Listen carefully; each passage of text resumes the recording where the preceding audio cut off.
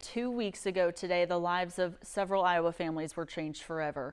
Edgar Brian Torres Tovar and William Nate Howard were killed in an ambush attack by ISIS in Syria. A civilian interpreter also died and 3 other Iowa Guard members were injured. 2 have returned to the U.S. and the other has returned to duty.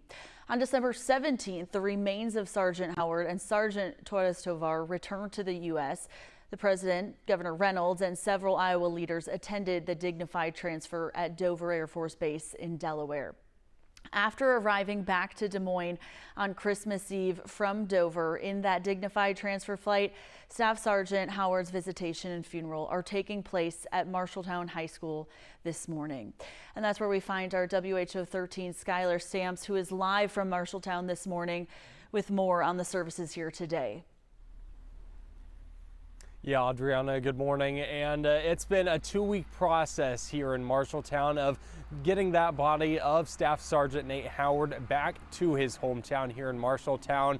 And that process is finally coming to a close here this morning. Now, Staff Sergeant Howard and Staff Sergeant Torres Tovar were both on the dignified transfer flight, as you mentioned, from the Iowa National Guard that arrived in Des Moines on Christmas Eve. That's when families of the fallen were able to touch their caskets for the first time. After Staff Sergeant Howard was transferred in a procession to Mitchell Family Funeral Home in Marshalltown, where he has been surrounded by his contemporaries in the Honor Guard 24 hours a day up to his transfer to Marshalltown High School here this morning for his visitation and funeral. Now, the visitation happening now. Staff Sergeant Howard and all who have served and paid the ultimate price are respected by all Iowans. I did not know Nate personally, just some of his family, and I think that anybody that serves in the military is just a very special person and fight for our country so we can enjoy the freedoms that we have, and I thank him for that. Showing my support for local heroes, out there doing what they can for us, for our country, and making us all safe. And as a former Marine, it means a lot that we show respect to our fallen heroes. Now, Marty Mitchell is the owner of the Mitchell Family Funeral Home here in Marshalltown, and he was the one who drove Staff Sergeant Howard back to Marshalltown.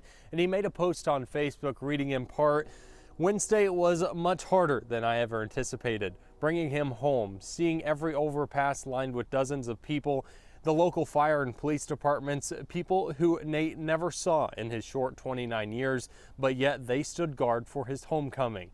He went on to say there were a lot of tears that fell from outside and inside of that hearse. "It was an honor I do not take lightly and will remember the rest of my life." In that same post, Mitchell mentioned that this morning here 8 a.m. about an hour ago that his body was taken from the funeral home to Marshalltown High School, where the visitation and funeral will happen. That visitation started right at 9 a.m. just a few minutes ago, and then followed by his funeral scheduled to start at about 10:30 a.m. this morning. Now, that visitation is a public visitation for that hour and a half leading up to the funeral. He was taken there by Marshalltown Police Department, or escorted there by them, and the Patriot Guard, taking him to the high school where people can go and pay their respects.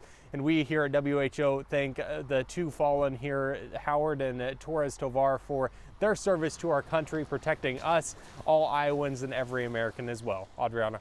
I'm sure a very emotional day in Marshalltown, very prideful as well. Thank you, Skylar.